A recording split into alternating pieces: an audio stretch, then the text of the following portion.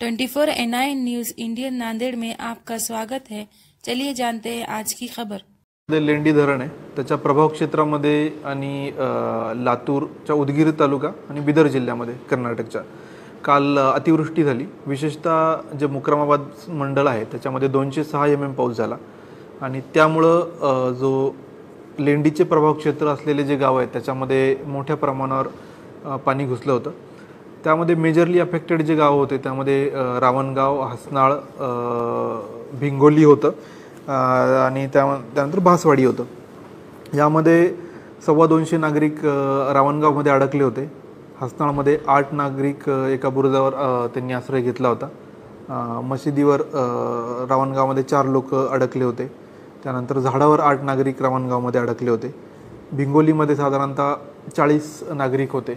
असं मोठ्या प्रमाणावर समस्या निर्माण झाल्या होत्या आणि पहाटेपासून मग रेव्हेन्यूची टीम, त्यानंतर SDRFची एक 45 जवानांची तुकडी 6 पासून या सगळ्या बचाव कार्यामध्ये आहे।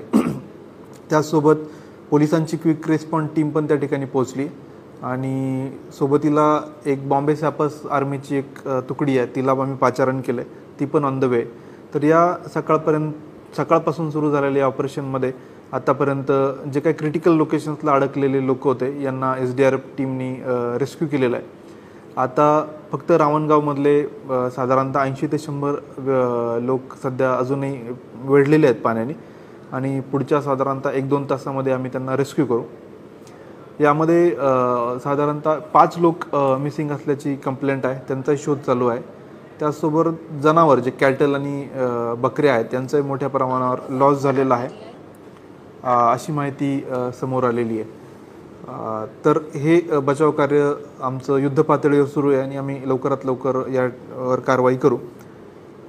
दुसरीकडे आपल्याकडे आता विष्णुपुरी डॅम आहे, त्यामध्ये कॅचमेंटमधला पाऊस आणि विसर्ग दोन्ही पण वाढलेला आहे। विशेषतः आपले जे वरच्या भागातले जे धरणं आहेत, सिद्धेश्वर आहे, येलदरी आहेत, हे पण भरलेले आणि तिथला विसर्ग पण वाढलेला आहे। त्यामुळे पर्यायाने आपण ऑलरेडी विष्णुपुरीचे 8 गेट ओपन केलेले आहेत। 94,000 इतका विसर्ग आहे, तर तो पण आपल्याला इमिडिएटली वाढवावा लागणार आहे। तत्काळ तो 1.25 लाखचा करायला लागणार आहे। त्यामुळं नांदेड शहर आणि या विष्णुपुरी म्हणजे डॅमच्या पुढचे नदीकाठचे जे गाव आहेत यांना सतर्कतेचा इशारा दिलेला आहे। आपण सतर्क राहावं, जे आपल्याला मेसेज येत आहेत प्रशासनाकडून त्यावर लक्ष ठेवावं आणि त्या पद्धतीने प्रशासनाला सहकार्य करावं। कुठल्याही अत्यंत महत्त्वाच्या कामाशिवाय घराबाहेर पडू नये, हा सगळ्यांना माझं आव्हान आहे। त्याचसोबत जे आपलं पैनगंगा नदी पैनगंगा प्रकल्प आहे तिथेही आम्ही लक्ष ठेवून आहे। सध्या तरी परिस्थिती नियंत्रणात आहे, परंतु पाणी वाढू शकतं आणि त्यामुळं जे नदीकाठचे गाव आहे त्यांनी सतर्कता राखावी। आमची सगळी यंत्रणा आता ग्राउंडवर आहे आणि सर्व आम्ही परिस्थितीवर लक्ष ठेवून आहोत। तर सगळ्यांना हीच विनंती आहे की आपण सगळे जे काय मेसेज वेळोवेळी येत आहेत त्याच्यावर लक्ष ठेवून सतर्क राहावं। आता हे विसर्ग जे आपण विष्णुपुरीतून करतोय, तर पुढं आपल्याला तेलंगणामध्ये पोचमपाड धरण जे आहेत तर त्याचं पण व्यवस्थापन करावं लागणार आहे। त्या अनुषंगाने तेलंगणाचे जे इरिगेशन सेक्रेटरी आहेत त्यांच्याशी पण चर्चा झाली आणि ते पण आपल्याला सहकार्य करतात डिस्चार्ज मॅनेजमेंटमध्ये। त्याचसोबत बिदर आणि लातूर कलेक्टर यांच्याही आम्ही सकाळपासून संपर्कात आहोत।